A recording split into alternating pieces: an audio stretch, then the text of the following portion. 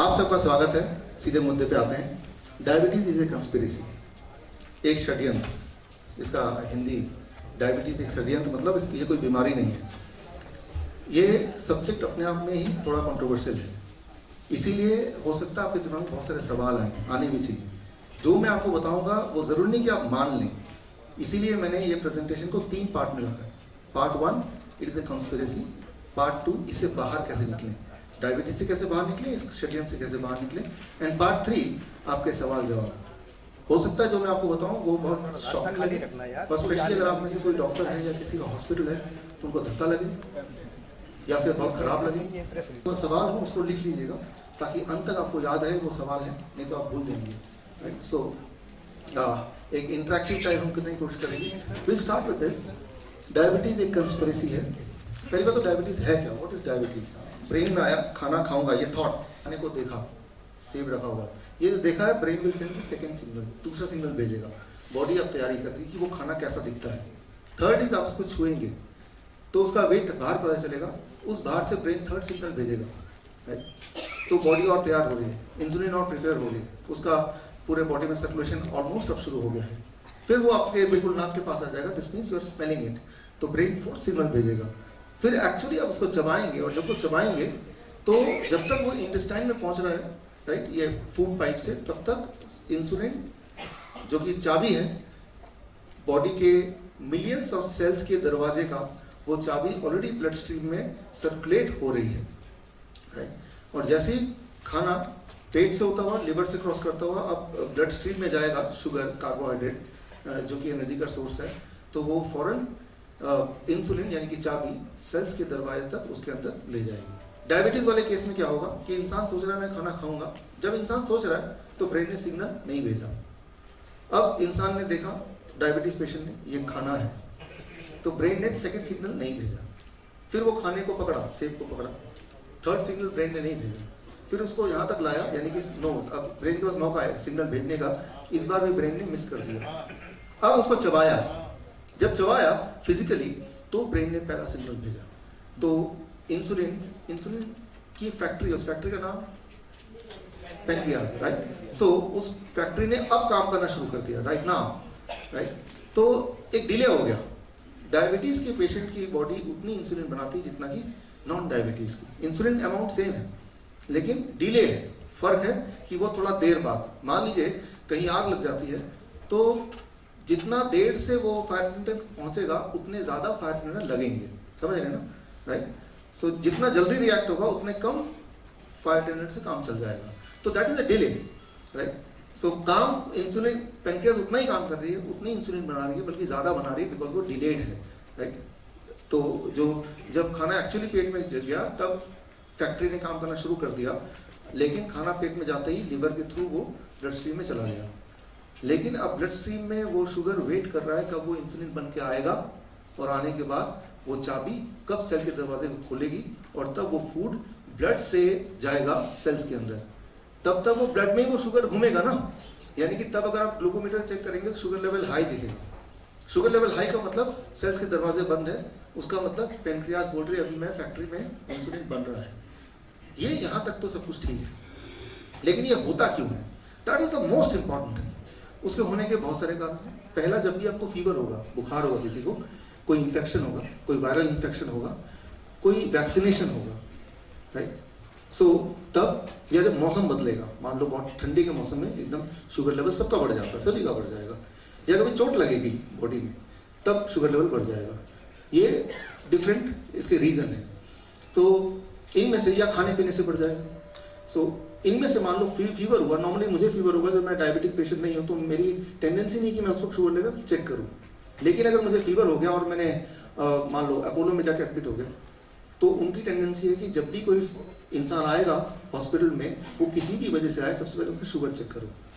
एक बात याद रखिए, जब भी आप बीमार पड़ेंगे, कोई भी बीमारी क्यों ना हो, उस वक्त बॉडी की नॉर्मल टेंडेंसी की शुगर लेवल बढ़ जाता है। वो कोई एबनॉर्मल बात नहीं है, it is not abnormal thing. लेकिन वो बढ़ा हुआ शुगर जब बॉडी वो देखेगा, डॉक्टर बोलेगा आपका 300 है या 400 है, व्हाटएवर, यहाँ पे आता है कंस्पिरेसी। किडनी फेलियर जैसे, रेटिनोपैथी जैसे, या फिर डायलिसिस में जाना, ये सारी चीजें हैं जो कि हो सकती हैं अगर ज्यादा शुगर रहेगा ब्लड में। तो हम में से कोई भी नहीं चाहेगा कि ज़्यादा शुगर रहे ब्लड में। तो वो कैसे होगा ब्लड में ज़्यादा शुगर? पहले बात तो ज़्यादा कितना ज़्यादा वो ज़्यादा बोलेंगे, ये एक अलग सवाल है, इसका जवाब मैं थोड़ी देर बाद दूंगा। बट ज़्यादा कम 1978 से पहले सिर्फ इतना पता था कि कम शुगर कम बीमारी, ज़्यादा शुगर ज़्यादा बीमारी, लेकिन वो क्या कम और ज़्यादा, that was a confusion till 1978।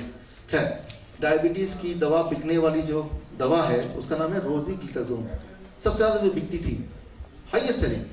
तो उसके कहानी से आपको अंदाज़ा हो जाएगा कि करना क्या है और हो क्या रहा है। 1999 में ग्लैक्सोस्मिथक्लाइन ने एक दवा लॉन्च की रोज़िग्लूटाज़ोन। ये दवा खाते ही शुगर लेवल कम हो जाता है। एजम्पशन ये है कि शुगर लेवल कम होना यानी कि बीमारी का कम होना, लेकिन ये एजम्पशन है, राइट?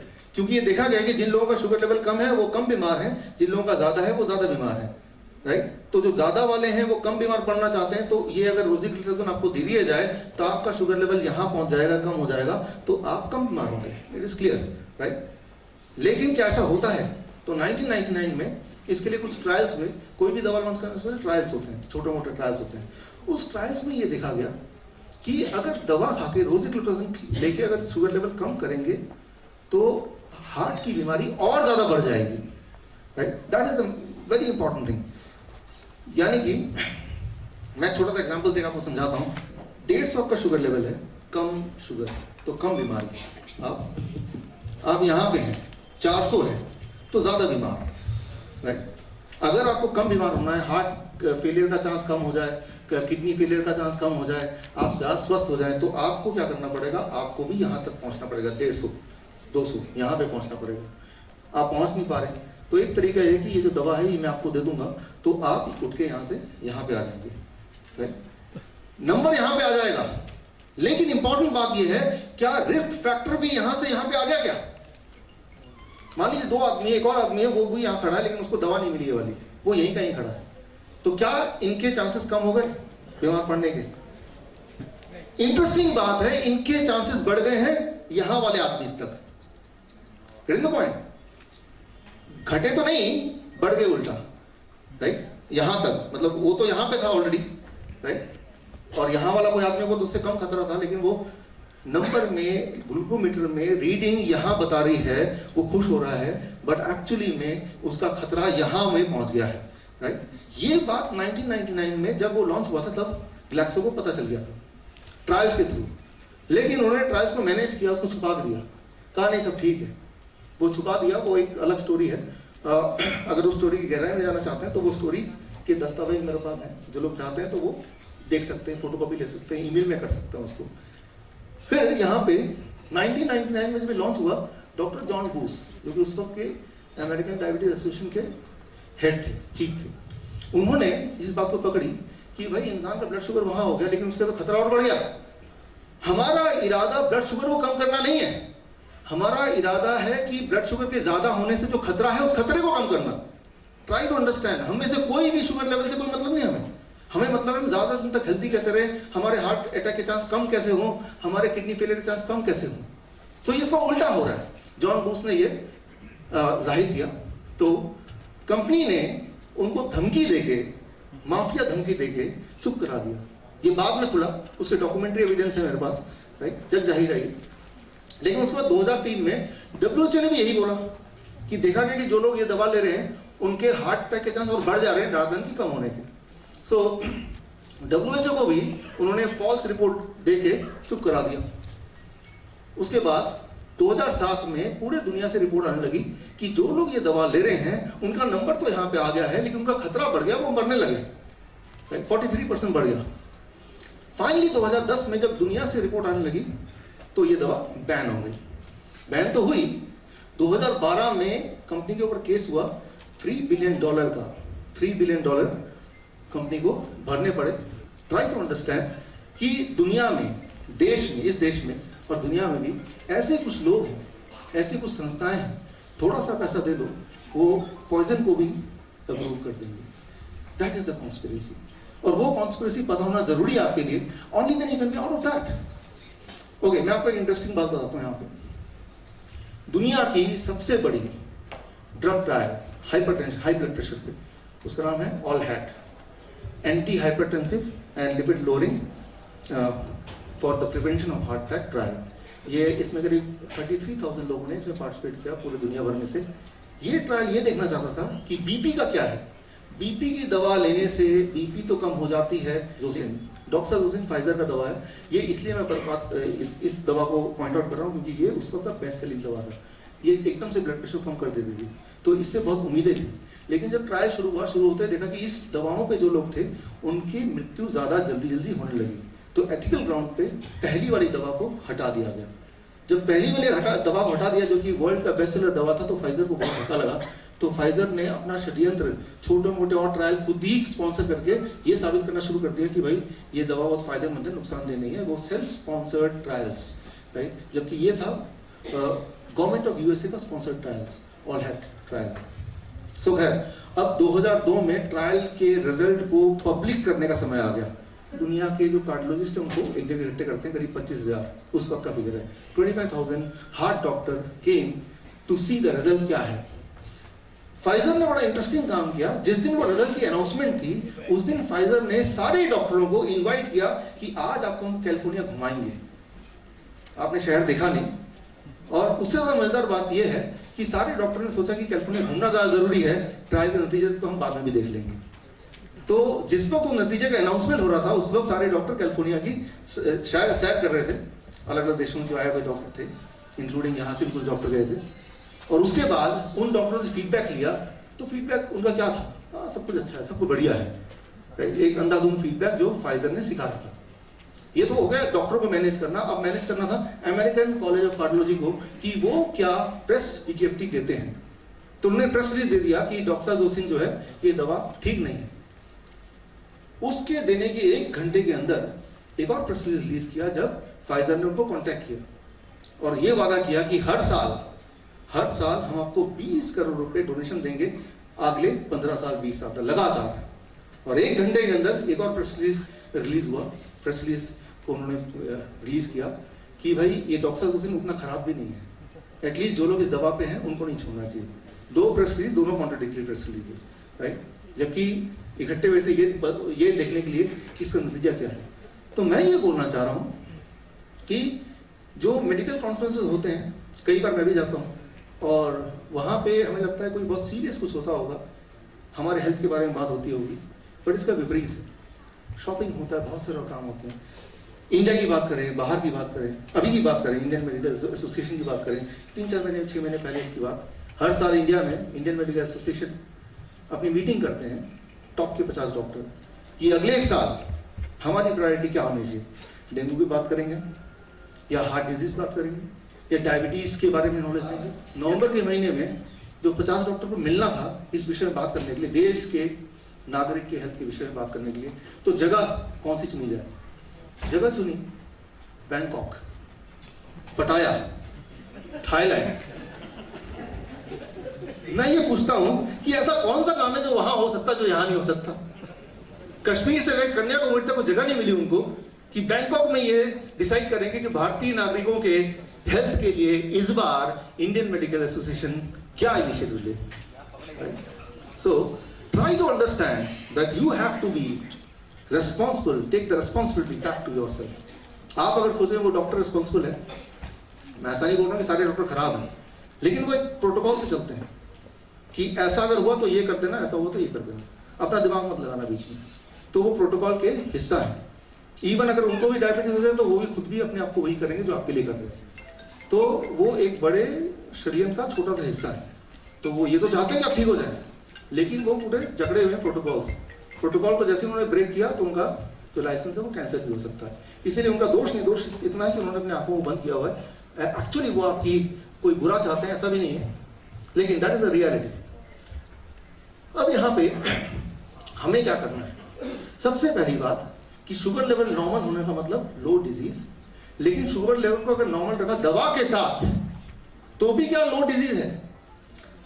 अभी हमने 2 दवा के बारे में देखा, पायग्लिटाजोन, रोज़िग्लिटाजोन, दोनों के केस में था कि नहीं, उल्टा है कि आपका ब्लड शुगर तो कम हो गया लेकिन आपका रिस्क फैक्टर, आपके बीमारी होने के चांसेस और ज्यादा बढ़ गए।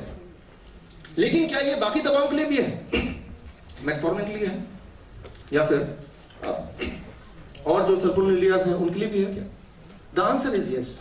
ये आप जो मेरी अभी किताब लॉन्च हुई है डायबिटीज कंटिन्यू, उसमें ये देखेंगे जितने सारे दवाओं के क्लासेस हैं डायबिटीज में, उन सारे दवाओं क्लासेस के भी इस तरह के ट्रायल हुए हैं और अंतिम रिजल्ट ये रहा कि कोई भी डायबिटीज की दवा अगर आप लेंगे तो शुगर लेवल भले ही घट जाएगा, लेकिन इंटरेस्टिंग इंपॉर्टेंट बात यह है कि आपका जो खतरा है उससे जो साइड इफेक्ट है वो और ज्यादा बढ़ जाएंगे। यानी कि आज की तारीख में अगर आपका शुगर लेवल हाई है तो वो बैड है, खराब है, लेकिन उसको दवा से अगर कम कर रहे हैं तो वो और खराब है। The choice is between bad and worse, right? तो if your sugar level is high it is bad, but if you are trying to control it through medication it is verse.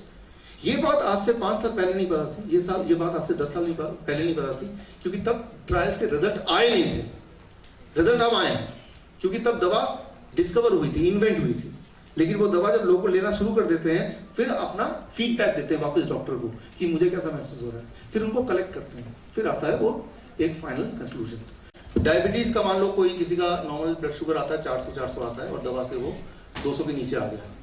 अब दवा वो छोड़ देंगे तो 400 रहेगा, तो क्या ये खतरा नहीं है? यस, ये खतरा है, ये ठीक नहीं है। लेकिन दवा लेके उसको नीचे करेंगे तो खतरा और बढ़ गया। तो हमारा मेन इरादा है कि खतरे को घटाना, मेन इरादा शुगर लेवल घटाना नहीं है। आप जब डॉक्टर पर जाते हैं उनका फोकस होता है शुगर लेवल कम रहे, वो तो पेशेंट तो मर गया लेकिन शुगर लेवल बिल्कुल नॉर्मल था, राइट? सो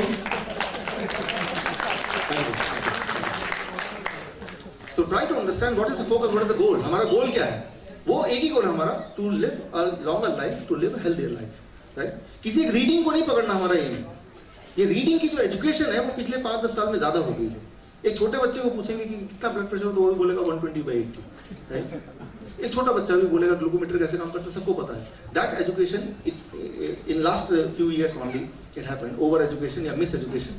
सो असलियत ये है कि normalising the blood sugar with medication is not equal to lowering the disease, it is opposite of it, right? ये तो एक पहली बात है, सबसे इंपॉर्टेंट बात, कि अगर आप कुछ डायबिटीज है कुछ नहीं भी कर रहे हैं उसके लिए तो बेहतर है रादर देन कुछ करने के, मतलब दवाओं के थ्रू कुछ करने के। ओके, सो अब इस प्रॉब्लम को सॉल्व कैसे किया जाए? How to solve the problem? यहां तक तो होगी कॉन्स्पिरेसी की बात। कॉन्स्पिरेसी मतलब एक बार जैसे ही डॉक्टर पकड़ लेता है कि आपकी शुगर लेवल किसी भी वजह से ज्यादा है, एक याद रखिए, मैंने बताया अभी, जब फीवर हो जाएगा तब चेक कीजिए जो लोग डायबिटिक नहीं है। जब भी फीवर होता है तो बॉडी की एक प्रवृत्ति होती है कि वो शुगर लेवल को बढ़ा देता है। वो एक डिफेंस मैकेनिज्म है बॉडी का, वो डिफेंस मैकेनिज्म का पार्ट है, उससे घबराना नहीं है, राइट? जैसे ही आपको वायरल अटैक होता है तो फीवर, टेम्परेचर बॉडी बढ़ा देती है, तो टेम्परेचर से बॉडी फाइट करती है बीमारी के साथ, राइट? सिमिलरली जब भी कोई वायरल अटैक होता है, वायरस, राइट? वायरस हमेशा जाके सेल्स के अंदर छुप जाता है। Virus hide inside the cells, आपको पता है, वो ब्लड में नहीं ट्रैवल करता, सेल्स के अंदर छुप जाता है। तो बॉडी क्या करती है, सेल्स के अंदर खाना कम भेजती है या नहीं भेजती है? खाना अगर कम भेजेगी या नहीं भेजेगी तो खाना कहाँ पे रहेगा? ब्लड सर्कुलेशन में रहेगा। तो उस वक्त आपका शुगर लेवल हाई आएगा नहीं या लो आएगा? हाई है। तो वो जो हाई है वो बॉडी का प्रोटेक्टिव मैकेनिज्म है, जिसको हमने रॉन्गली आइडेंटिफाई कर लिया कि ये तो बीमारी है, तो डायबिटीज हो गया। That is the miss education. तो बार बार उस शुगर लेवल को नॉर्मल करने के लिए आपने इंसुलिन दिया या दवा दिया है कि, और फोर्सिंग की वो जो कार्बोहाइड्रेट है, जो फूड है, वो सेल्स के अंदर जबरदस्ती जाए और सेल्स के अंदर वो वायरस वेट कर रहा है कब फूड आए और कब मैं अपने आप को डुप्लीकेट करूँ और मैं पूरे बॉडी में छा जाऊँ, राइट? तो जब भी किसी को बुखार आता है तो शुगर लेवल बढ़ जाता है। कई बार छोटे बच्चे डायबिटीज टाइप 1 के पेशेंट आते हैं मेरे पास, तो मैं पूछता हूँ कि पहली बार कैसे पता चला कि डायबिटीज टाइप 1 है आपको? तब वो बताते हैं कि वैक्सीनेशन के बाद अचानक बहुत फीवर आ गया और तब डॉक्टर ने सबसे पहले ब्लड शुगर चेक किया। लेकिन यहाँ पे इंपॉर्टेंट बात आप देखिए, नोटिस कीजिए, यहाँ पे 200, 200, क्या आपको लगता है एक्जैक्टली 200 होगा? एक्जैक्टली 201 क्यों नहीं है? वो 201 क्यों नहीं है? वो 199 क्यों नहीं है? Why it is just 200? 200 एक अप्रॉक्सीमेट नंबर है, वो इसलिए रखा गया है कि लोगों को याद रहे ठीक से। 200 एग्जैक्ट ऐसा हो नहीं सकता, राइट? कोई एक नंबर आया होगा उनके पास, लेकिन वो 200 ही क्यों होगा? जो एग्जैक्ट नंबर आया था वो नंबर था, कमेंट टू दैट। लेकिन उससे पहले मैं एक इंटरेस्टिंग बात बताना चाहूंगा। 200 उन्होंने अनाउंस किया तो तब से डायग्नोसिस के लिए ये क्राइटेरिया रख दिया कि भाई जिनका 200 से ऊपर उनको दवा देना शुरू कर दो, 200 से नीचे वो सब ठीक है। लेकिन उसके बाद 1997 में अमेरिकन डायबिटीज एसोसिएशन, उन्होंने सेल्फ स्टाइल डायबिटीज के कर्ता धर्ता बन गए कि उन्होंने ठेका ले लिया कि पूरी दुनिया का डायबिटीज में क्या कैसे ठीक होना वो आज से हम बताएंगे। और उन्होंने एक नया भाषा दिया, एक नई डेफिनेशन दी कि फास्टिंग ब्लड शुगर, सुबह खाली पेट अगर उठेंगे तो अगर शुगर लेवल 126 से ऊपर होगा तो उसको भी डायबिटीज बोल दिया। राइट, लॉजिक ये है कि पूरे रात भर शुगर बॉडी में जाता है तो और पूरे रात भर खाया नहीं तो ऑटोमेटिकली सुबह वाला शुगर तो कम होना चाहिए ना। राइट, कितना कम होना चाहिए, फिगर दे दिया 126।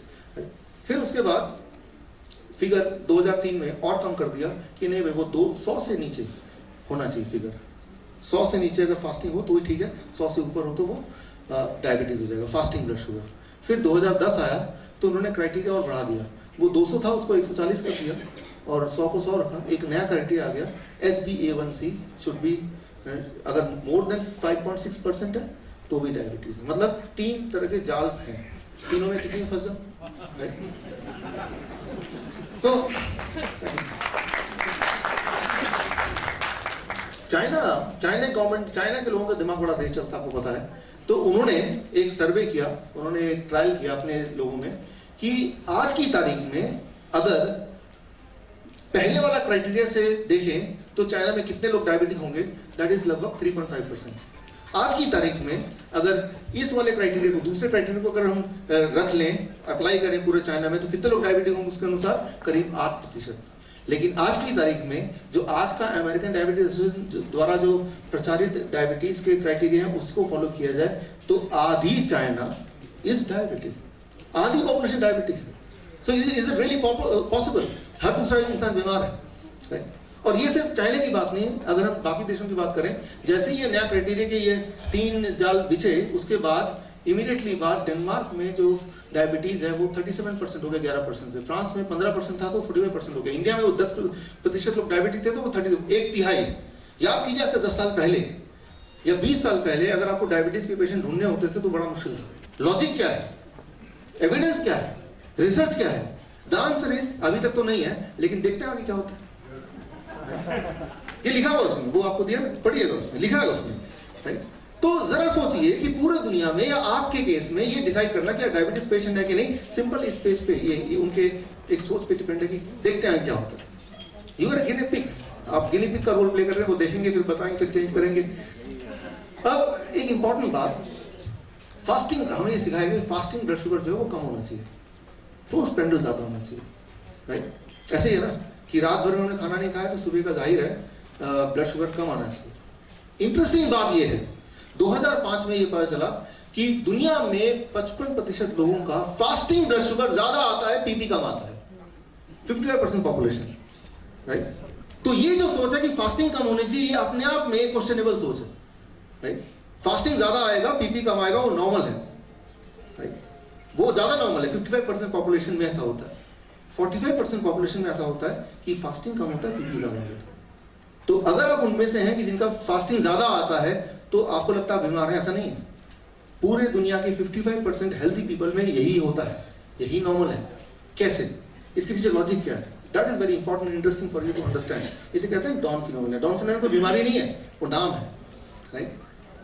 अब आपने रात को खाना खाया, आप आज एक्सपेरिमेंट कीजिए सबके सब, अपने घर के सारे लोगों के साथ जो डायबिटिक नहीं है और है तब भी, रात को पेट भर के खाइए, मान लीजिए 8 बजे या कल खाइए 8 बजे, आज तो 8 बजे यहीं पे रहेंगे आप, यहाँ से जा रहे होंगे रास्ते में।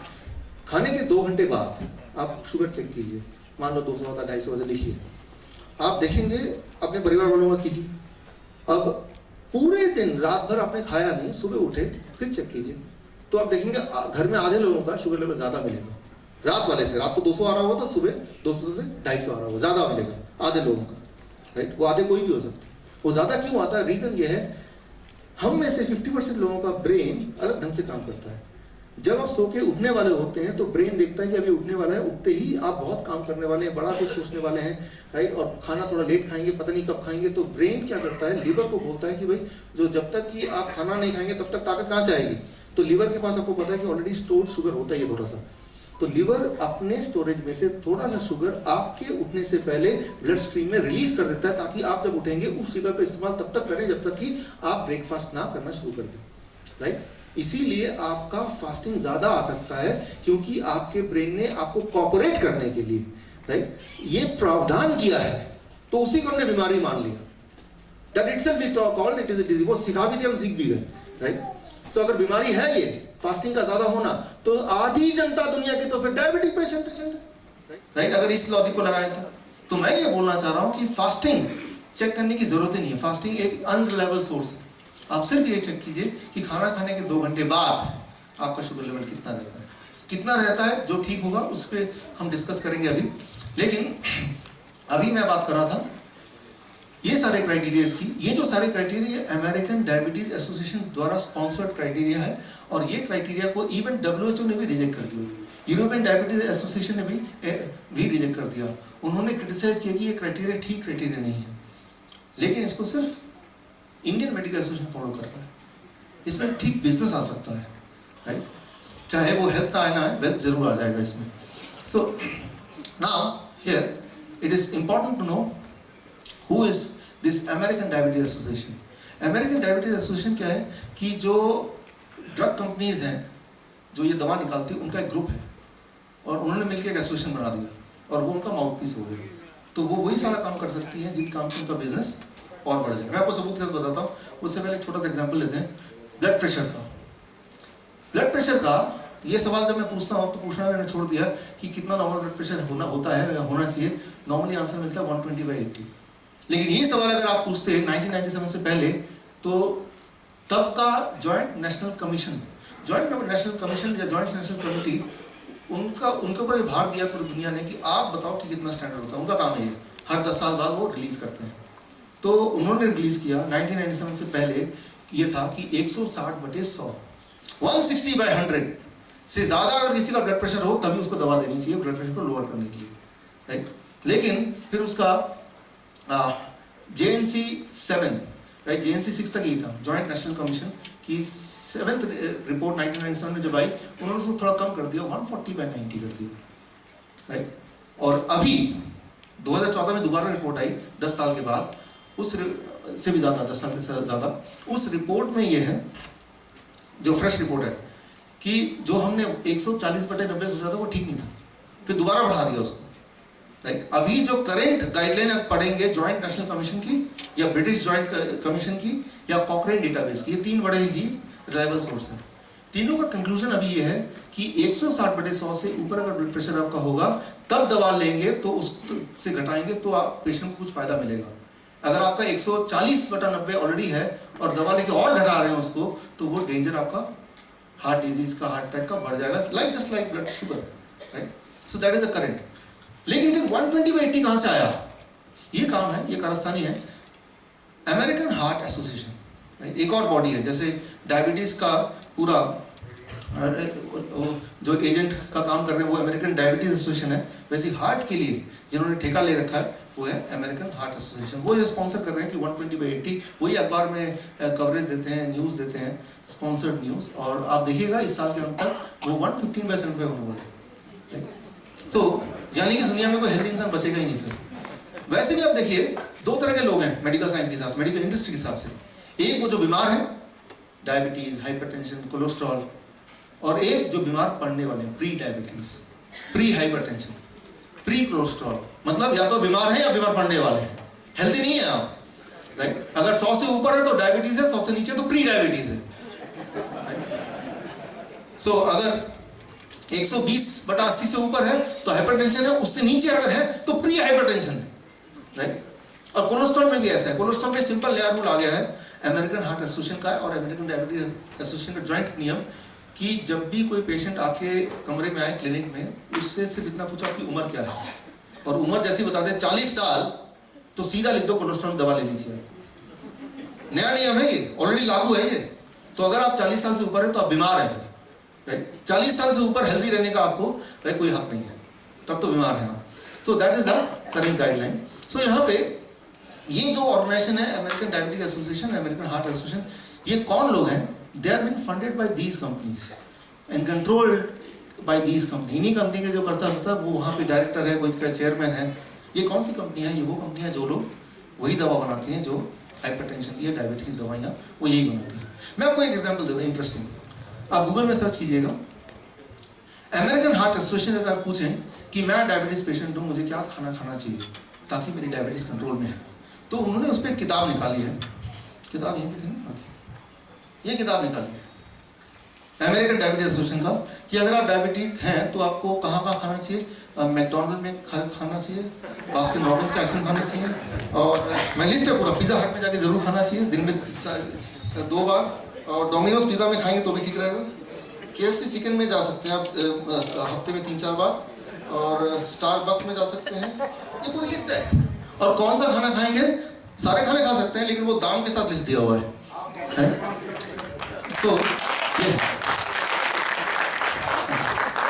सो पहली बात ये, जैसे मैंने बताया मेरे इस लेक्चर का 3 पार्ट है। पहला पार्ट षड्यंत्र क्या है, दूसरा पार्ट जो आने वाला है कि आप कैसे इससे बचें डायबिटीज से, षड्यंत्र से, तीसरा क्वेश्चन आंसर हो।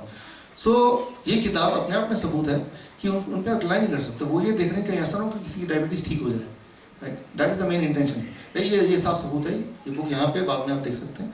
ये आप गूगल में जाएंगे ना, अमेरिकन डायबिटिक एसोसिएशन की फूड पे किताब आप लेंगे तो उसमें ये लिखा है, राइट। सो अब ये अमेरिकन डायबिटिक एसोसिएशन वो ये सारी कंपनीज के ऐड ये सपोर्ट करती हैं। ये वो कंपनी है जिनकी प्रोडक्ट अगर आप लेंगे तो आप जरूर बीमार पड़ जाएंगे, राइट। और इसमें भारतीय भी कुछ पीछे नहीं है। इंडियन मेडिकल एसोसिएशन ये भी पीछे नहीं है। ये इन्हीं के पदचिन्हों पे चलने वाली, ये इन्हीं के इंडिया के एजेंट है, उन्हीं की डायरेक्शन। मैं उदाहरण देता हूँ। फॉर एग्जाम्पल अगर इनसे पूछेंगे तो ये बोलते हैं ट्रॉपिकाना खाना पीना चाहिए। एक एग्जाम्पल दे रहा हूँ। ट्रॉपिकाना पेप्सी का एक प्रोडक्ट है, फ्रूट जूस, आपको पता है। आप एक एक्सपेरिमेंट करके देखिए, आप तय कीजिए कि 3 दिन तक मैं कोई खाना नहीं खाऊंगा, कुछ नहीं खाऊंगा, सिर्फ ट्रॉपिकाना का ऑरेंज जूस पीऊंगा। जब भी भूख लगेगी दिन में 3, 4, 5 बार। 3 दिन के अंदर, अगर आप हेल्थी भी थे पहले, 3 दिन के अंदर आप डायबिटीज पेशेंट बन जाएंगे। ऑन द अदर हैंड आप ये डिसाइड कीजिए कि 3 दिन तक मैं कुछ नहीं खाना खाऊंगा, मैं फ्रेश ऑरेंज जूस पीऊंगा सिर्फ। जो डायबिटिक पेशेंट है, मैं शर्त लगा बोल सकता हूँ, अगर 3 दिन तक वो सिर्फ ऑरेंज जूस पे रहेंगे, फ्रेश ऑरेंज जूस पे, तो डायबिटिक थे भी तो ठीक हो जाएंगे।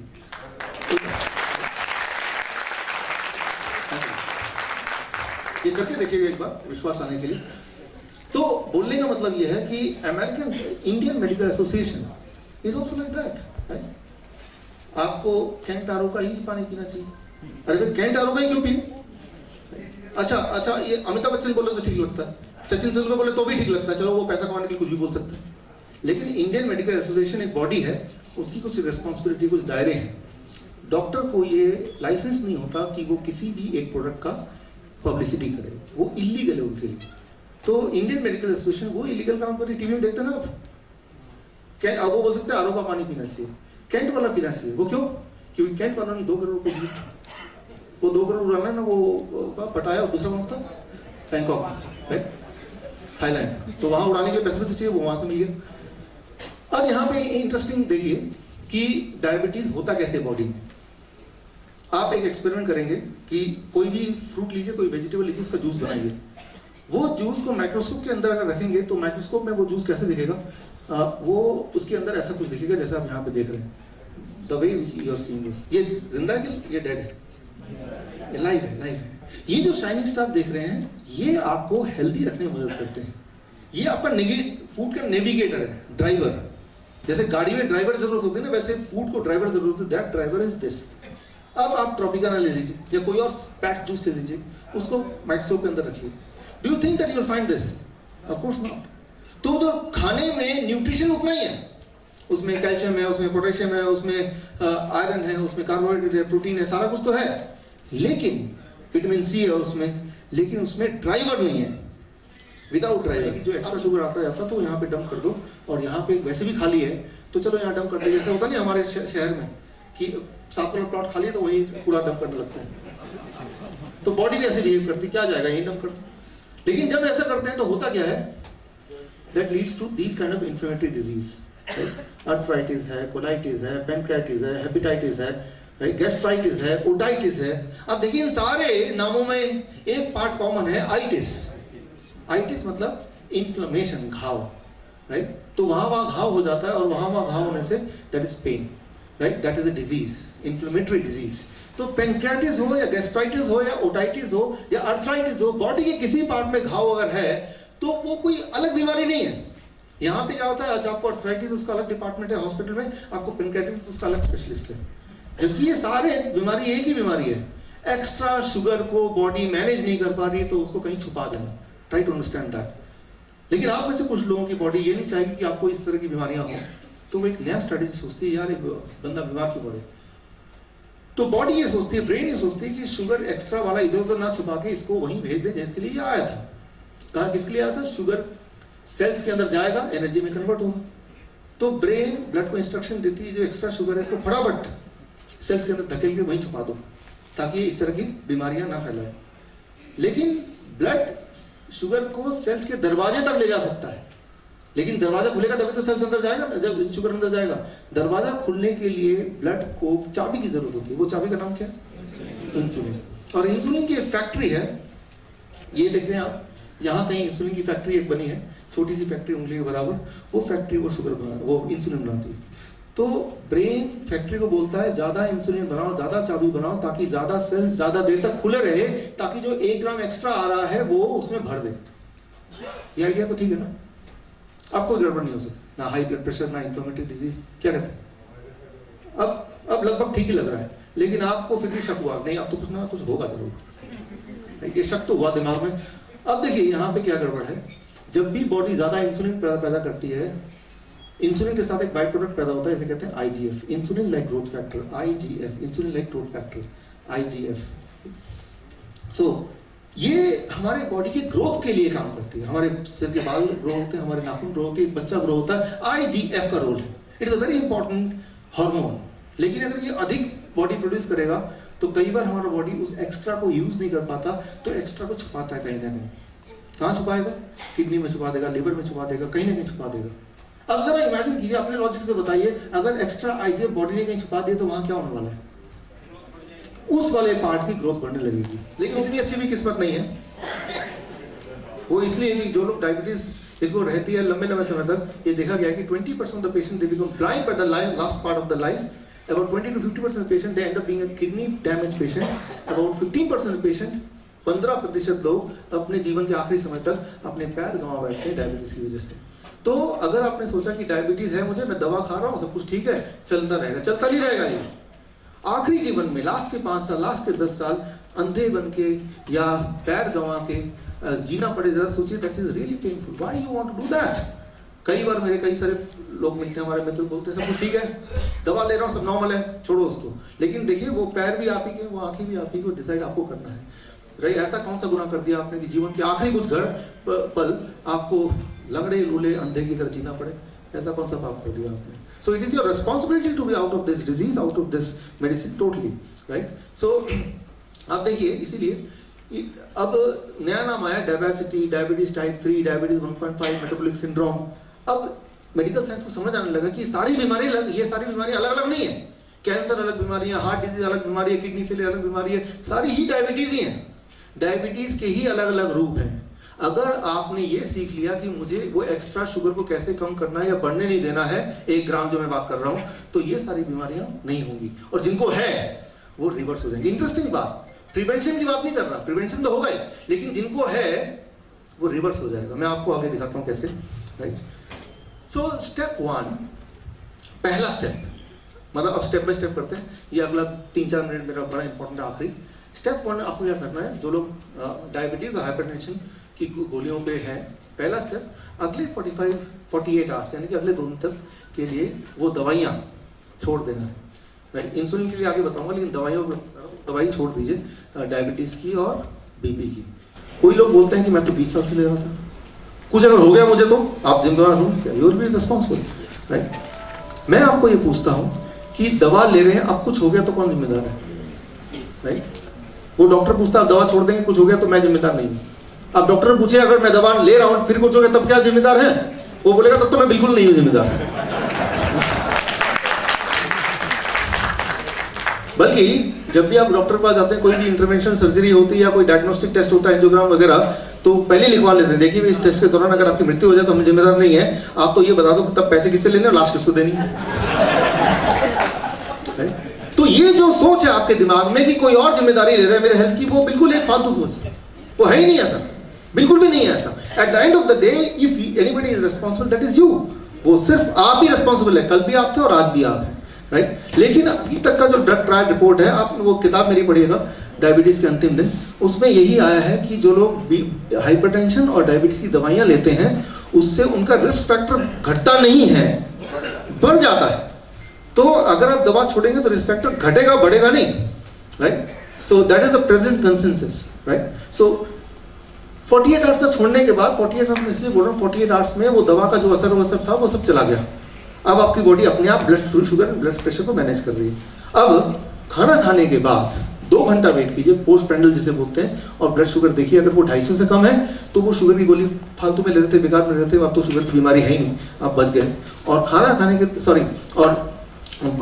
48 आवर्स के बाद जब आप रेस्टिंग पोजीशन पे हो, जब कोई चिंता ना हो, राइट, तब अपना ब्लड प्रेशर चेक करें। अगर वो 160/100 से नीचे आ रहा है तो दवा लेंगे, राइट? मान लो 150/90 आ रहा है तो दवा लेके उसको 140 या 120 करने की कोशिश करेंगे तो आप अपने आप को और डैमेज कर रहे हैं।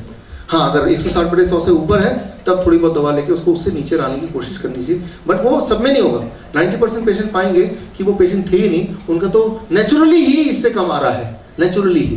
दिस मीन्स उनका इंटरवेंशन की जरूरत नहीं थी, उनको दवा की जरूरत नहीं थी, और दवा लेके अपना हानि ही कर रहे थे, राइट? तो मैंने ये देखा कि 70 से 90% पेशेंट इस फॉर्मूले के हिसाब से वो दवा छोड़ के, मेरी बाकी आगे जो बताने जा रहा हूँ उसको नहीं भी करेंगे तब भी वो पेशेंट नहीं है। मैं ये नहीं बोल रहा हूँ कि 150/90 बहुत अच्छा हेल्थ का निशानी है, लेकिन उसमें अगर आप दवा लेंगे तो फायदा नहीं होने वाला, राइट? तो फायदा तभी होगा जब इतना ज्यादा हो जाए कि वो ज्यादा खतरा, 160/100 उससे ऊपर होगा तो दवा से थोड़ा नीचे करेंगे तो खतरा थोड़ा घटेगा। That's what I am saying. तो स्टेप 1, इस स्टेप के अनुसार 70% लोग तो यहीं से आज़ाद हो जाएंगे कि वो दवाओं से आज़ाद हो गए, लेकिन 30% लोग ऐसे होंगे जिनका ब्लड शुगर 250 से ऊपर मिलेगा, जिनका ब्लड प्रेशर हो सकता है इससे ऊपर मिले। उनको क्या करना है? उनको मेरे स्टेप 2 एंड स्टेप 3 फॉलो करने हैं। अच्छा, स्टेप 2 की बात करते हैं। उनको कैसे, इसको क्या उनको दवा लेनी है? उनको भी दवा नहीं लेनी है, लेकिन हाँ उनको इसको नीचे जरूर करना है। नीचे करने का फॉर्मूला मैं आपको बता रहा हूँ क्या करना है। 2-3 दिन में ब्लड शुगर नॉर्मल हो जाएगा, 2-3 दिन में ब्लड प्रेशर नॉर्मल हो जाएगा। देखिए, उसके लिए मैं एक एग्जाम्पल दे रहा हूँ। ये एक जगह है अंडमान निकोबार, राइट? और वहाँ पे जारावास एक जगह है, एक ट्राइब है, और उस एरिया की मैं फोटो आपको दिखा रहा हूँ, जारावास। आपने टेक्स्ट बुक में हिस्ट्री में देखा था 50,000 साल पहले आदि मानव लोग कैसे जीते थे, राइट? जब ना तो वो उनके पास कुछ कल्टीवेशन का उनको नॉलेज था, और वो सिर्फ फल, वेजिटेरियन या शिकार करके जीते थे, एनिमल की तरह। 50,000 साल पहले मानव जैसे जीता था। ये इंडिया में एक जगह है अंडमान निकोबार में, आज भी वहाँ पे मानव जानवरों की तरह जीते हैं, जस्ट लाइक टार्जन की तरह जीते हैं। ना उनके पास कपड़े हैं, ना उनके पास खाना है, वो बाकी जानवर जैसे जंगल में रहते हैं वो भी वैसे ही रहते हैं। उनमें और बाकी जानवरों में कोई अंतर नहीं है। आपको अगर लाइव ये देखना है कि 50,000 साल पहले आदि मानव कैसे हुआ करते थे, तो वो पूरे दुनिया में एक जगह आज भी वैसा है जो मॉडर्न लाइफ से कटा हुआ है, मॉडर्न लाइफ ने जिसको टच नहीं किया। That place is called Jarawas. लेकिन यहाँ पे जाना अलाउड नहीं है, राइट? ये प्रोटेक्टेड प्लेस है। यहाँ जाएंगे तो जैसे कोई देखेगा ये जारावास के लोग की कोई कपड़े पहन के आ रहा है तो सोचेगा हमारा दुश्मन, पता नहीं एलियन कौन आ गया, तीर कमान है उनके पास, उससे वो मार डालेंगे। बड़ा ही खतरनाक होते हैं। उन एक आदमी के पास इतनी ताकत होती है कि 5-5 हम लोग वो एक काफ़ी होते हैं। They are really very strong people. तो यहाँ पे मुझे जाने का मौका मिला, और एक डॉक्टर, राइट, डॉक्टर R.C. कर, डॉक्टर आर, उनकी किताब है, राइट? और वो 10 साल से लगातार उन्होंने दोस्ती कर ली जारावास से, उनकी भाषा भी सीख ली, उनकी अजीबोगरीब भाषा, आदि मानव वाली भाषा, और उनके साथ वो रहने लगे।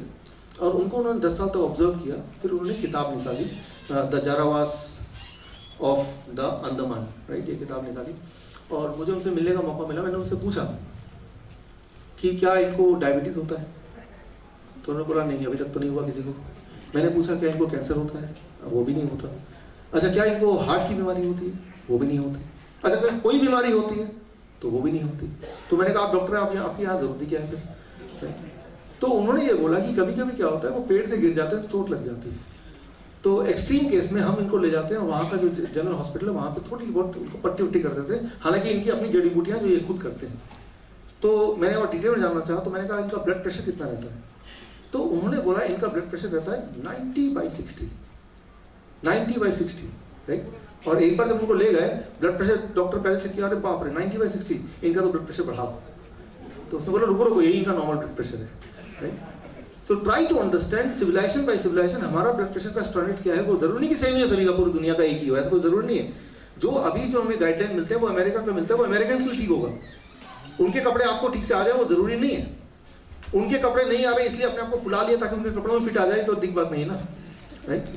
सो कैसे पता चलेगा हमारा स्टैंडर्ड क्या है? आप हेल्दी फील कर रहे हैं क्या, एनर्जेटिक फील कर रहे हैं क्या, ताकत लग रही है क्या? तो दैट जो भी अगर आंसर है yes I am feeling healthy, तो मतलब सब कुछ बिल्कुल बराबर है, सब कुछ बिल्कुल फर्स्ट क्लास है। सो यहाँ पे मुझे स्टडी करने का मौका मिला कि ये लोग क्यों नहीं बीमार पड़े। ये तो भाई इंडियंस हैं, these are all Indians, right, लेकिन ये कभी बीमार नहीं पड़ते, इनको डायबिटीज नहीं होती, हार्ट की डिजीज नहीं होती। तो ये कैसा खाना खाते हैं, क्या करते हैं कि बीमार नहीं पड़ते? I collected the data. दुनिया में सबसे ज़्यादा डायबिटीज वाला देश एक देश है कुवैत। कुवैत मेडिकल एसोसिएशन की मदद से कुछ समय में वहाँ पे बिता पाया और ये जानने की कोशिश किया कि यहाँ सबसे ज़्यादा बीमार क्यों है, सबसे ज़्यादा डायबिटीज पेशेंट क्यों है। उस वक्त थे 17.5% ऑफ द पॉपुलेशन व डायबिटिक, आज about 24.5% या 25% of the population is diabetic, और among adult people every second is really diabetic and really very sick Kuwait में, और इंसिडेंटली वो दुनिया का सबसे अमीर देश भी है। तो वहाँ पे मैंने देखा कि उनका लाइफ में और इनके लाइफ में क्या फ़र्क है कि इनमें डायबिटीज़ होती नहीं है और उनमें हर दूसरे को ज़रूर होती है। सो मैंने सिर्फ एक चीज़ पाया जो मुझे कन्विंसिंग लगा, एंड ये जारावास के जो पॉपुलेशन है उनकी फ़ोटो है, राइट। सो मैंने देखा कुवैत की पॉपुलेशन जो डाइट लेते हैं उसका, उस डाइट को मैंने नाम दिया VIP डाइट, और जो जारावास की पॉपुलेशन जिस डाइट पे थे उसका नाम दिया DIP डाइट, राइट। जब भी आप कोई भी खाना खाते हैं, जब वो पेट में जाता है वो या तो VIP की तरह बिहेव करेगा या DIP की तरह बिहेव करेगा। ऐसे VIP क्या है?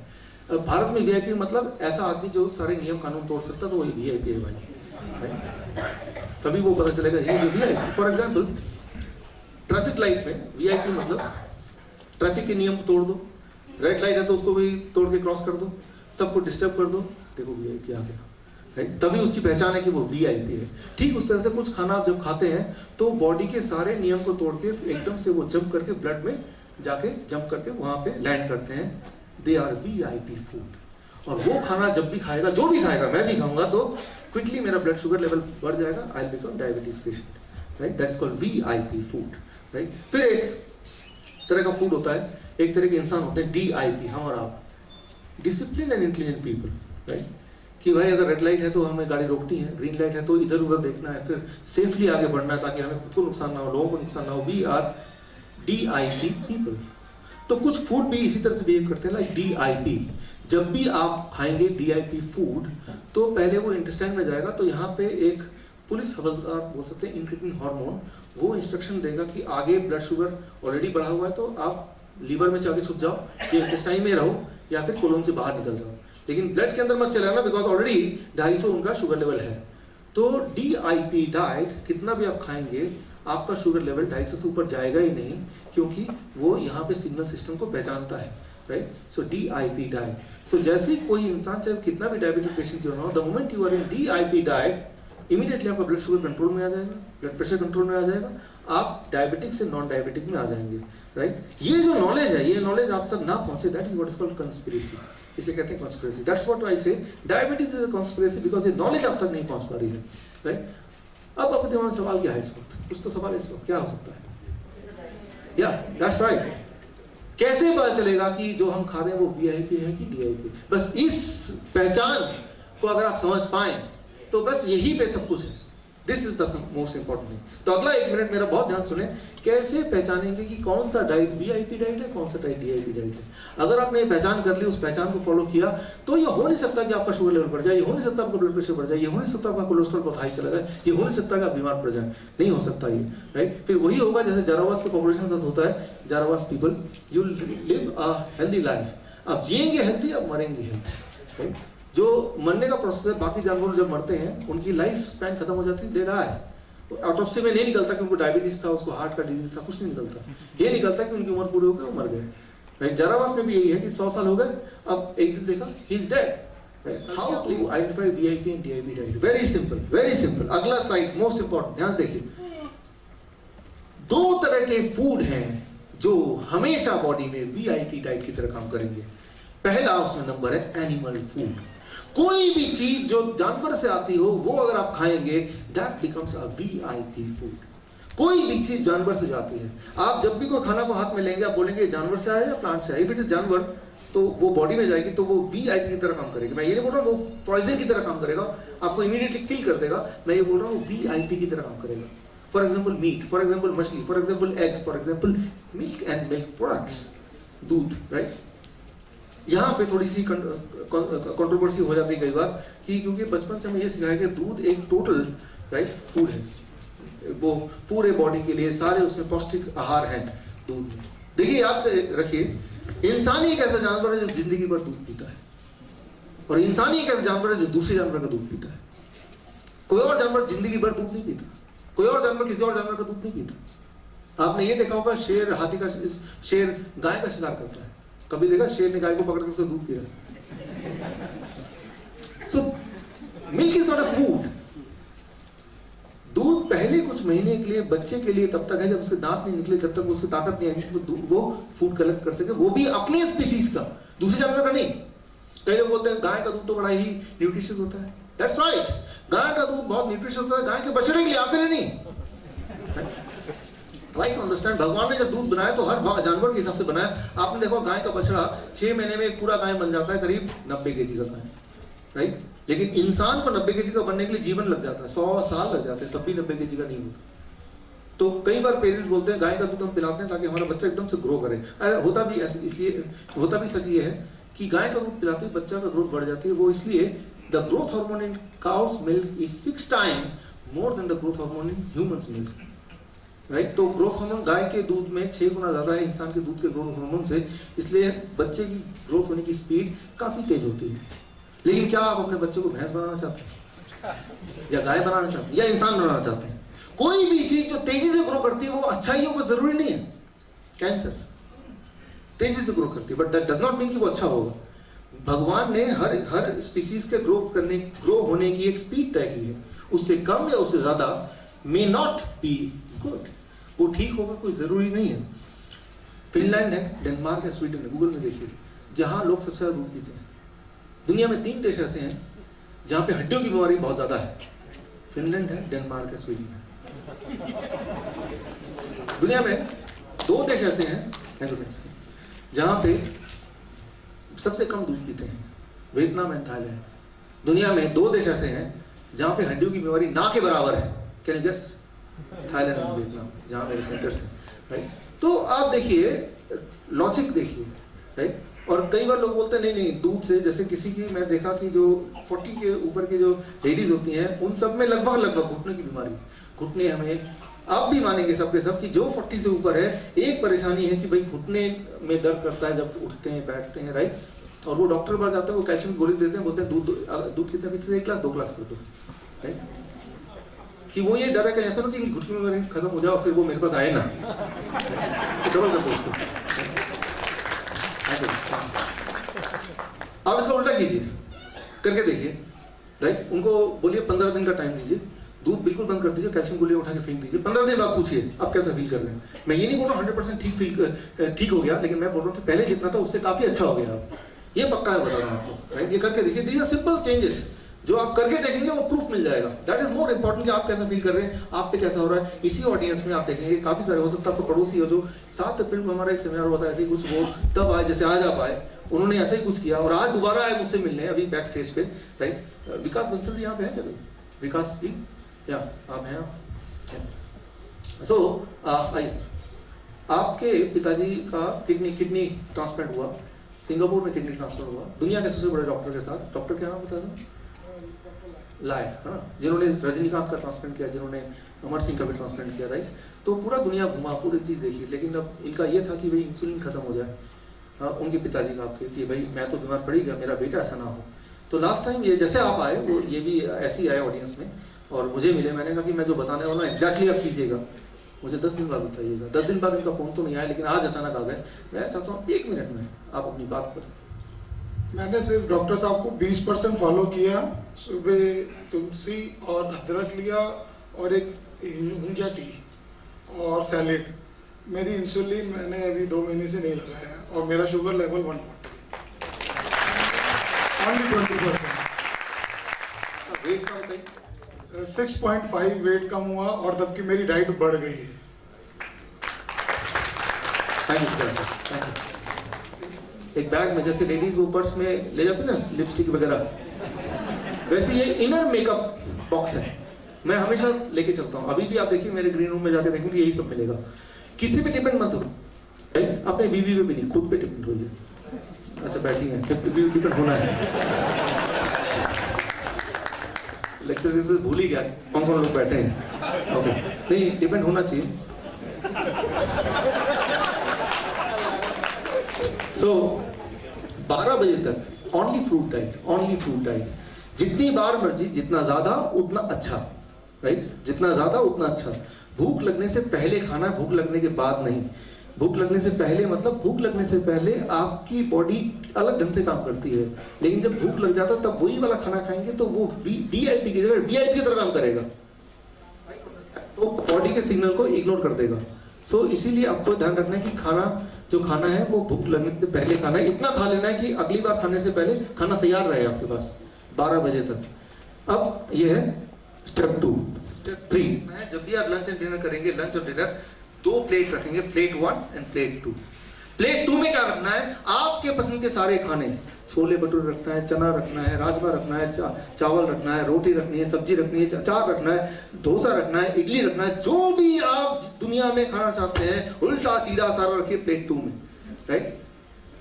प्लेट 1 में 400 से 500 ग्राम 4 तरह के ऐसी सब्जी जो कच्चा खा सके आप, जैसे टमाटर है, जैसे खीरा है, जैसे ककड़ी है, जैसे शिमला मिर्च है, जैसे गाजर है, जैसे मूली है, जो आपको लगता है कि आप सहज कच्चा खा सकते हैं, 4 तरह के, राइट? आपको ये निर्णय लेना है कि पहले मैं प्लेट 1 का 400 से 500 ग्राम वो वेजिटेबल को खा लूंगा। अब जब वो प्लेट 1 खत्म हो जाएगा, अब लाओ प्लेट 2 कहां पे? मैं जानता हूं आप क्या सोच रहे हैं कि भाई अगर प्लेट 1 खा लिया तो प्लेट 2 की जगह ही क्यों बचेगी? मैं यही तो चाहता हूं कि प्लेट 2 के लिए जगह ना बचे, लेकिन सीधा सीधा ना बोल के घुमा के बोल रहा हूं जरा सा, राइट? मैं ये बोलना चाह रहा हूं कि कई बार लोग बोलते हैं मुझे कि अच्छा ऐसा करता हूं, पहले मैं प्लेट 2 खा लूं फिर प्लेट 1 खाऊं, तो नतीजा भी उल्टा निकलेगा। देखिए इसको समझिए साइंस को जरा। प्लेट 1 में 400 ग्राम्स ऑफ वेजिटेबल है। बताइए DIP है कि VIP फूड है? DIP है ना। तो DIP फूड क्या करता है? स्टमक में जाके ये एसेस करता है कि आगे जाना चाहिए ब्लड स्ट्रीम में या लिवर में या इंटेस्टाइन में रहना चाहिए, कोलोन से बाहर निकलना चाहिए, यानी कि वो डिसिप्लिन फूड है, राइट? यूं मानिए कि आपकी गाड़ी DIP गाड़ी है और पीछे कोई VIP गाड़ी आ रही है, लेकिन आपने निर्णय लिया मुझे आगे बढ़ना ही नहीं है, तो वो VIP गाड़ी होते हुए भी कुछ देर के लिए DIP की तरह बिहेव करना पड़ेगा ना उसको, उसकी मजबूरी है, बिकॉज आपके उसके आगे आपकी गाड़ी है। Getting the point? सिमिलरली वो पहला खाना इंपॉर्टेंट है, पहला वाला कौन सा होगा? प्लेट 1 ही होगा, राइट? अब पहले अपने प्लेट 1 अपने 400-500 ग्राम खा लिया। अब जब प्लेट 2 खाएंगे, वही वाला जो उल्टा सीधा छोले भटूरे एक्सेट्रा एक्सेट्रा जो भी खाएंगे, तो उनकी मजबूरी हो जाएगी, they have to behave like DIP, right? यानी कि खाने का मजा भी आ गया और डायबिटीज भी नहीं हुई, राइट? सो एक इंपॉर्टेंट बात कि डिनर हमेशा 8 बजे तक पूरा कर लीजिए। 8 बजे से पहले बॉडी डाइजेस्टिव मोड में होती है, 8 बजे के बाद बॉडी यानी कि सनसेट के बाद बॉडी मोड होता है उसका रिपेयरिंग मोड, तब वो रिपेयरिंग में ज्यादा ध्यान देता है। उस वक्त अगर आप कोई DIP खाना भी खाएंगे तो कई बार वो VIP की तरह काम करेगा। वो खाने का दोष नहीं है, वो आपकी बॉडी का दोष नहीं है, वो सिर्फ टाइमिंग का दोष है। कई बार वो लोग बोलते हैं 8 बजे तो मेरे ऑफिस में ही होता हूँ, तो दुनिया में जहां भी होते हैं जैसे 8 बज गए आप खाना खाना शुरू कर दीजिए, राइट? खाना हुई तो खाना, प्लेट 1 तो खा ही सकते हैं कम से कम, राइट? वो तो अपने पास ही है। सो that is step 2 and step 3 final step, stop eating packed food, refined food, dairy animal food, nutrition supplement very important. जैसे कई सारे ऐसे प्रोडक्ट आते हैं, एमवे की प्रोडक्ट आते हैं, न्यूट्रीलाइट एक्सेट्रा, और सलमान खान का भी एक आता है, क्या कहता हूँ, रिवाइटेड, राइट? अगर ऐसी कोई दवा आप ले रहे हैं सप्लीमेंट, उसको लेके सीधे डस्टबिन डालिए, जानवरों को मत दीजिए, वो भी बीमार पड़ जाएंगे। तो खैर क्यों, देखिए बहुत इंपॉर्टेंट बात, जब भी आप कोई खाना खाते हैं तो कैसे बिहेव करता है? वो फोल्डिंग अम्ब्रेला की तरह बिहेव करता है। मान लीजिए आपके पास फोल्डिंग अम्ब्रेला है और उसको खोला हुआ है और आप घर के अंदर जा रहे हैं, घर का दरवाजा छोटा है अम्ब्रेला की साइज से, तो आप क्या करेंगे? उसको बंद कर लेंगे, फिर अंदर जाएंगे, फिर उसको खोल देंगे, राइट? तो कोई भी खाने का जो न्यूट्रिशन है, न्यूट्रिएंट है, सेल्स के अंदर जब एंटर करता है तो अक्सर सेल्स के दरवाजे का साइज छोटा होता है, न्यूट्रिएंट स्क्वीज होता है छतरी की तरह, अंदर एंटर करता है फिर ओपन होता है। लेकिन कोई भी जो न्यूट्रिशनल टैबलेट्स हैं, सप्लीमेंट्स हैं, वो स्क्वीज नहीं हो सकता। स्क्वीज होने की जो कला है उसमें खत्म हो गई, वो डैमेज करके अंदर जाएगा। So nutritional supplements are very damaging, इसको अवॉइड कीजिए। चाय कॉफ़ी को अवॉइड कीजिए, अगर लेना ही है तो लंच के बाद या लंच से पहले 12 बजे से पहले मत लीजिए, या फिर अगर पीना ही है तो हुंजा टी पीजिए। अभी जब बाहर जाएंगे हुंजा टी की हमने इंतजाम किया हुआ है, और जब पियेंगे साथ में उनसे मांगिए तो रेसिपी भी दे देंगे, छोटा सा वो रेसिपी लिखी हुई है, वो घर पे बन सकता है, राइट। घर पे जो इंग्रेडिएंट उनसे बन सकता है, कुछ खरीदने की भी जरूरत नहीं पड़ेगी कहीं से, ना चाय पत्ती ना कुछ। सो ये है स्टेप 3। सो अगर आप इसको करेंगे तो क्या होगा, अगर आपने फॉलो किया तो पहले 72 आवर्स में 70% पेशेंट में डायबिटीज की दवाइयाँ सारी बंद हो जाएंगी, इंसुलिन बंद हो जाएगी, पहले 70% पेशेंट में। एक हफ्ते के अंदर high blood pressure, high cholesterol, intestinal disorder या थायराइड डिजीज से जुड़ी हुई जो बीमारियाँ, 1 हफ्ता लगेगा, 1 महीना लगेगा। अर्थराइटिस में, किडनी डिस्फंक्शन में, ओबेसिटी में 10% वेट रिड्यूस होगा। याद रखिए, इस तरह का खाना जितना ज्यादा खाएंगे उतना बॉडी वेट रिड्यूस होगा, उल्टा। More you eat more you lose, fat burn होगा, उसके साथ उसके एवज में मसल्स ऐड होंगे, लेकिन मसल का साइज छोटा होता है, हल्का होता है, आप स्लिम दिखेंगे लेकिन ताकत होगी।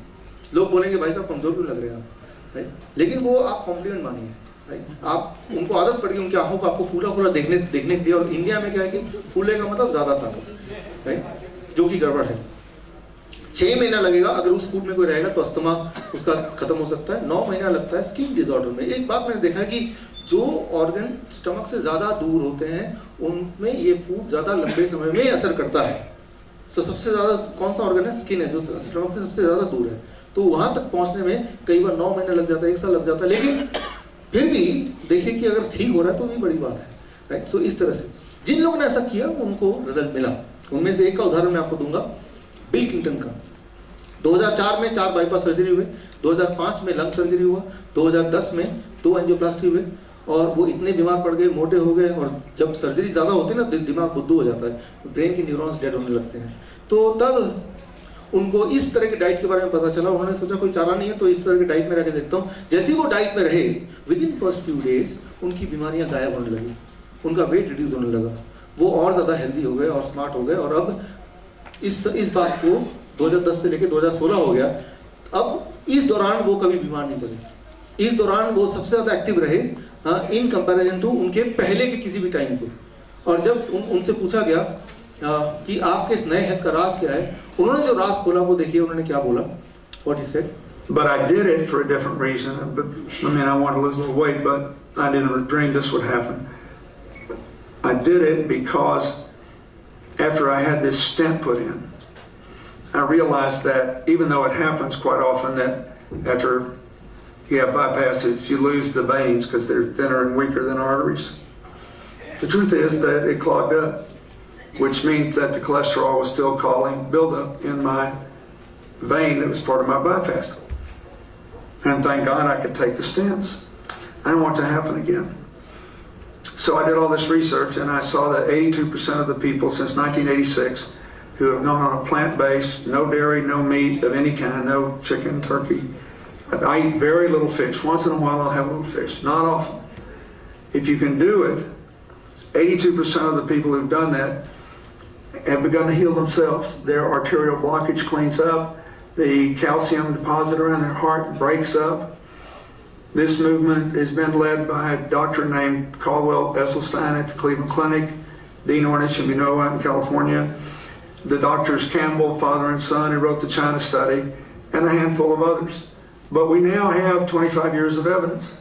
And so I thought, well, since I need to lose a little weight for Chelsea's wedding, I'll become part of this experiment. I'll see if I can be one of those that can have a self-clearing mechanism. We'll see. I hope you're healthy for many years and get to see grandchildren. आपने अभी देखा bill Clinton ने कुछ लोगों के नाम लिए, कुछ डॉक्टर्स के नाम लिए, उनमें से एक डॉक्टर टी कोलिन कैम्बल का नाम लिया उन्होंने, चाइना स्टडी किया। I got an opportunity to get train from T Colin Campbell. उन्होंने एक और डॉक्टर का नाम लिया कॉल्बेल एस्टीन, क्लीवलैंड क्लिनिक से। मुझे उनसे भी ट्रेनिंग का मौका मिला। मैंने उनसे पूछा एग्जैक्टली बिल क्लिंटन ने किस तरह से डाइट लिया, वो मुझे वैसे एग्जैक्टली बताइए so that I can spread this. तो उन्होंने जो मुझे बताया, उन्होंने जो सिखाया वही मैंने आपको बताया, और जो असर उनमें देखा वो असर मैंने लोगों में देखा, हजारों लोगों में देखा, राइट। यहाँ भी आप में से कई सारे पेशेंट आई नो कि आप इससे ऐसे आपने ये किया और आप ठीक हो गए। कई बार लोग मुझे एक सवाल पूछते हैं,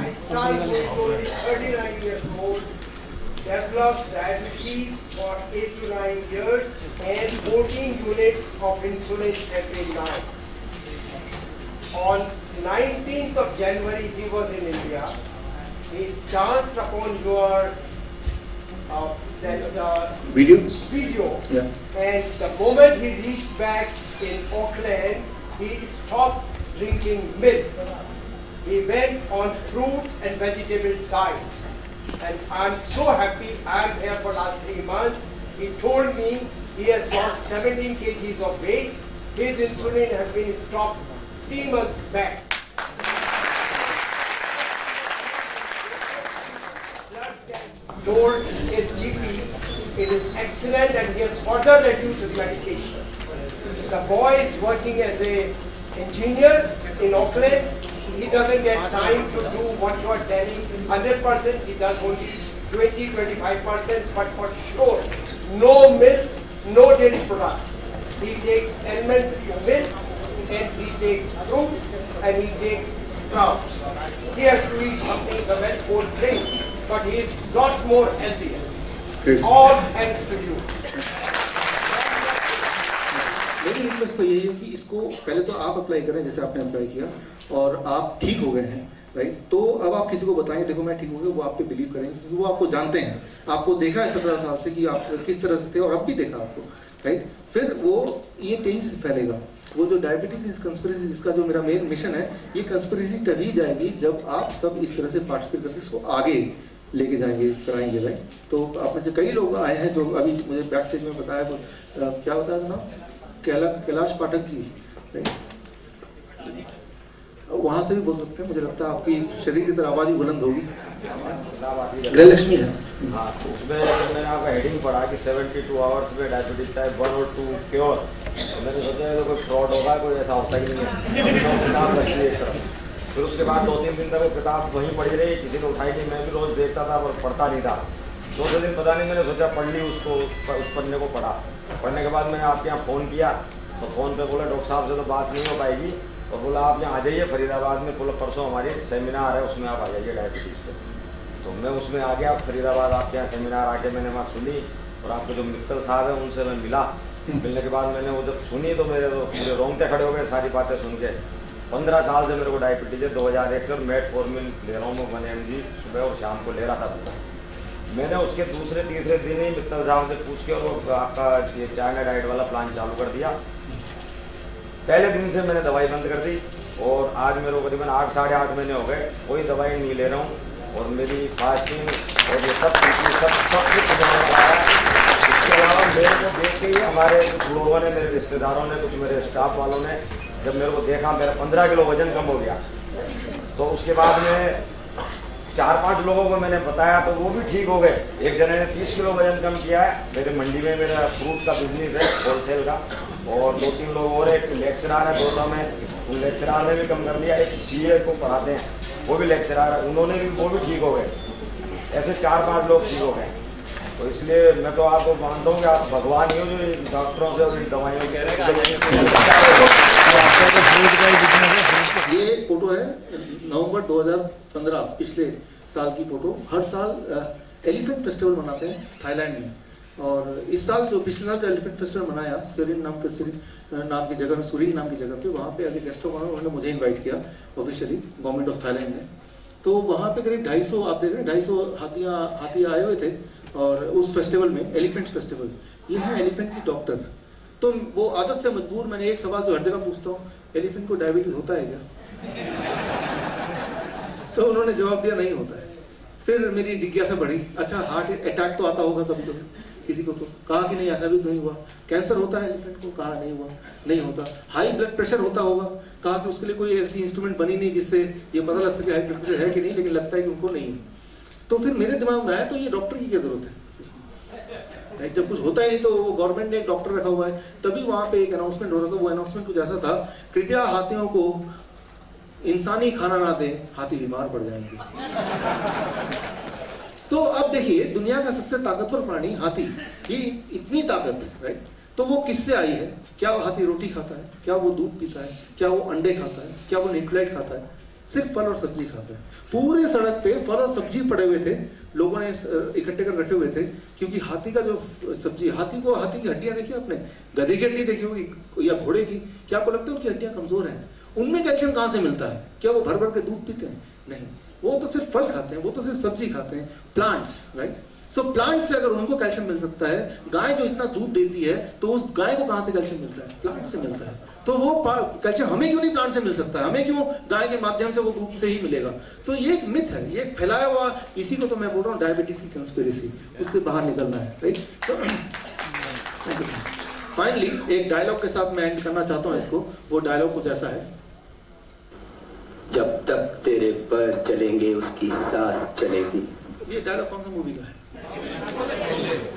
आजकल के डॉक्टर की जो भाषा ऐसी कुछ हो जाती है। कई बार डायबिटीज टाइप 1 के पेरेंट्स आते हैं, वो बोलते हैं बड़े दुख के साथ कि डॉक्टर ने बोला है जब तक इंसुलिन चलेगी तब तक इसकी सांसें चलेगी। तो मेरा यही कहना है कि डॉक्टर को गब्बर नहीं बनने की जरूरत है, और डॉक्टर हमेशा याद रखे कि पेशेंट का काम डॉक्टर के बिना चल जाएगा, लेकिन डॉक्टर के काम पेशेंट के बिना नहीं चलेगा। तो ऑल द बेस्ट।